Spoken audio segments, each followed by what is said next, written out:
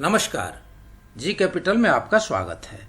आज है 22 जुलाई और आप लोगों के लिए एक नई वीडियो। आज बात करेंगे एनबीसीसी के शेयर प्राइसेस में आई गिरावट के बारे में, तो बने रहिए वीडियो में अंत तक। फ्रेंड्स, जैसा कि आपको पता है कि एनबीसीसी देश की नवरत्न कंपनियों में से एक है तथा जो कंस्ट्रक्शन क्षेत्र की दिग्गज कंपनी है। फ्रेंड्स, पिछले दिनों इसकी बहुत अच्छी खासी पॉजिटिव प्राइस मूवमेंट देखने को मिला।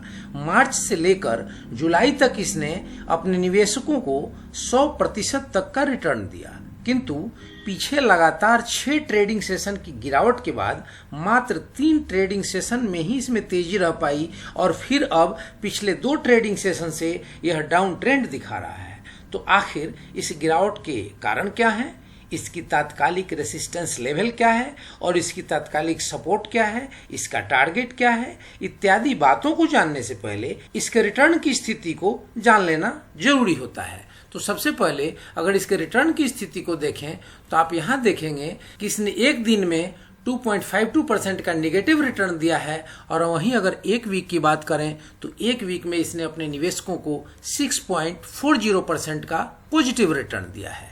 अगर एक महीने की बात करें तो एक महीने में इसने अपने निवेशकों को 6.40% का पॉजिटिव रिटर्न दिया है। तो वहीं अगर एक साल की बात करें तो जो भी इसमें निवेशित हैं वो लगभग 50.54%, लगभग 51% के नुकसान में है। मतलब ये शेयर अपने को एक साल में 50% तक करेक्ट कर चुका है। तो फ्रेंड्स, ये तो रही इसके रिटर्न की स्थिति। अब इसके फोरकास्टिंग को देख लें, इसके प्राइस टारगेट को देख लें तो यहाँ देखेंगे कि अगर हमने 25 रुपये 10 पैसे के आसपास इसमें निवेश किया जो आज की क्लोजिंग प्राइस है, तो यहाँ आप देख पाएंगे कि यहाँ से हो सकता है कि एक साल के बाद जो हमारा टारगेट है वो 24.30% निगेटिव हो जाए और ये भी हो सकता है कि 226.69%, लगभग 227% का इसमें ग्रोथ हो जाए और दोनों ही परिस्थिति नहीं बनती तो 7.57%, लगभग 8% का ग्रोथ हो पाए। अगर इसे रुपीस में कैलकुलेट करेंगे तो चीजें और स्पष्ट होती दिखेंगी। तो हमारा जो 25 रुपये का निवेश है, हो सकता है कि एक साल के बाद का जो टारगेट प्राइस है वो 19 रुपया है, तो वहां पे हमारा नुकसान हो जाए। और ये भी हो सकता है कि टारगेट प्राइस जो दूसरा दिया जा रहा है हाई रेंज में वो 82 रुपये का है। और एक चीज ये हो सकता है कि दोनों ही परिस्थिति नहीं बनती तो इसकी प्राइस रेंज 27 रुपये के आसपास रहने के संकेत हैं। तो फ्रेंड्स, ये तो रही इसकी प्राइस की टारगेट।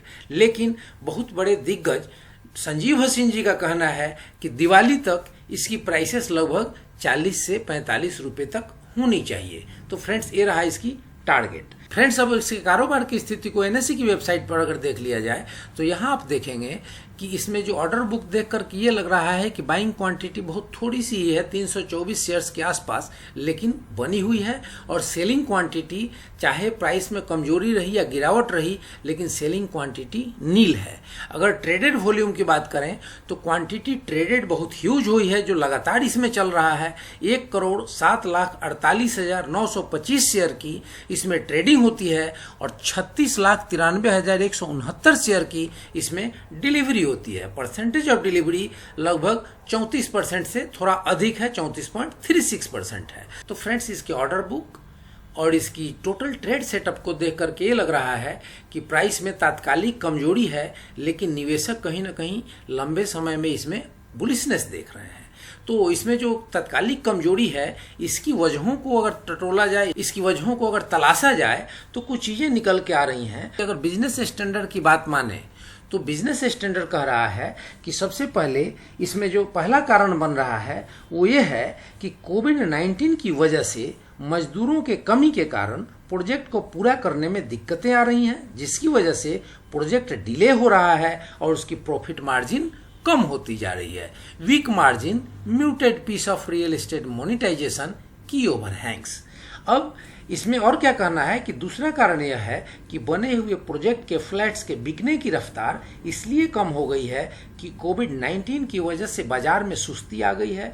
बाजार और क्रेताओं की माली हालत पर बुरा असर पड़ा है, जिससे फ्लैट्स का मोनेटाइजेशन नहीं हो पा रहा है। तो फ्रेंड्स ये रहा इसका दूसरा कारण। और तीसरा महत्वपूर्ण बिंदु यह है कि आज सुप्रीम कोर्ट में एनबीसीसी के खिलाफ एक नई याचिका की सुनवाई हो रही थी, जिसमें कहा गया है कि रिंग रोड जैसे व्यस्ततम क्षेत्र में इतनी बड़ी व्यावसायिक और रिहायशी परियोजना में विजिटर्स के वाहनों को खड़े करने के लिए स्पेस नहीं दिया गया है, जिससे दिल्ली की यातायात बुरी तरह से प्रभावित हो सकती है।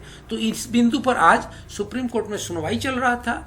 तो एक कारण ये भी रहा कि आज इसके प्राइसेस में थोड़ी कमजोरी रही। तो फ्रेंड्स, अब इसके रेसिस्टेंस और इसमें हमारी अगली रणनीति के लिए हमें एक बार इसके प्राइस चार्ट को देखना होगा। तो फ्रेंड्स, यहाँ पर देखेंगे कि पीछे इसने जो एक 19 मार्च के आसपास ये 14 रुपये 15 रुपये के आसपास ट्रेड कर रहा था, और वहां से इसमें लगातार आप देखेंगे कि पीछे 8 जुलाई को ये लगभग 100% के ग्रोथ के साथ 28 रुपये के आसपास जाकर के ट्रेड कर रहा था।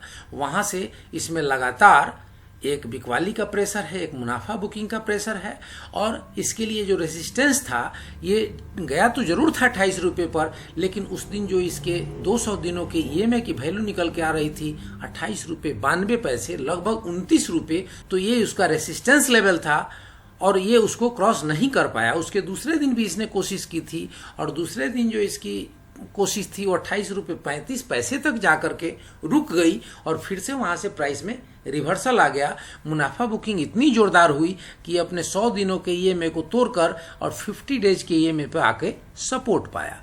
तो फ्रेंड्स, अभी फिर से इसमें एक प्राइस रिवर्सल आई थी, और जिस वजह से इसका तात्कालिक जो सपोर्ट लेवल है वो इसके 100 डेज का ईएमए 24 रुपये का है, और इसकी जो रेसिस्टेंस लेवल है वो 200 दिनों की ईएमए लगभग 28 रुपये 55 पैसे, लगभग वही 28-29 रुपये के आसपास है। तो फ्रेंड्स, ये रही इसकी रेसिस्टेंस लेवल और ये रहे इसके सपोर्ट लेवल। और फ्रेंड्स, आपने टारगेट भी देखा कि तात्कालिक टारगेट 27 रुपये हो सकता है, 82 रुपये हो सकता है, और विशेषज्ञों के हिसाब से 40 और 50 रुपये भी हो सकता है दिवाली तक। तो ये सारी चीज़ों को विश्लेषण करने के बाद हमने आपके सामने एक जानकारी प्रस्तुत की। तो फ्रेंड्स, ये रहा मेरी तरफ से एक पीस ऑफ इन्फॉर्मेशन। इस इन्फॉर्मेशन के आधार पर आप भी एक अपनी स्टडी करें, एक अपना रिसर्च करें, और इसके बाद ही इसमें कोई निवेश संबंधी निर्णय लें। और फ्रेंड्स, अगर आपको विशेष कोई जानकारी चाहिए, विशेष कोई मदद चाहिए, तो आप जी कैपिटल का मेंबर बन सकते हैं, और उसके लिए gcapitalnews@gmail.com पर मेल कर सकते हैं।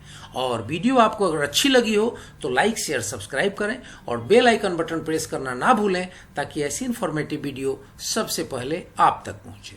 जय हिंद, जय भारत।